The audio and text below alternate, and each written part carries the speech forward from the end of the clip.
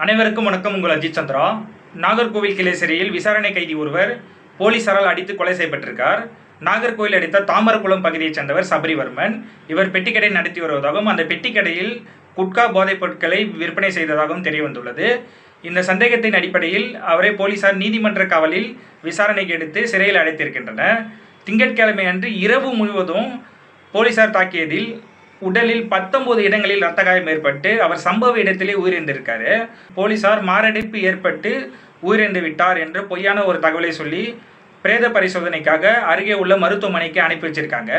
ஒரு மாதத்திற்கு முன்பு ஞானசேகரன் என்கிற தாவேக நிர்வாகி கர்நாடகா மாநிலம் பெங்களூருவில் இருந்து போதைப் பொருட்களை கடத்தி வந்து சேலம், ஈரோடு, கோயம்புத்தூர், திருநெல்வேலி போன்ற நகரங்களில் 11 இடங்களில் போதைப் பொருட்களை விற்பனை செய்ததாக ஒரு விசாரணை வலயத்தில் வந்தார். அவரை போலீசார் விசாரிக்காமல் ஜாமீனில் வெளியே விட்டனர்.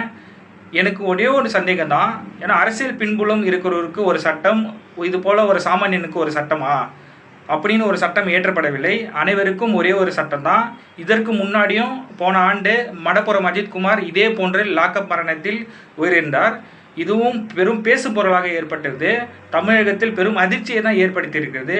எனவே தமிழக அரசு இந்த லாக்அப் மரணங்களில் தலையிட்டு உரிய விசாரணை நடத்தப்பட வேண்டும்.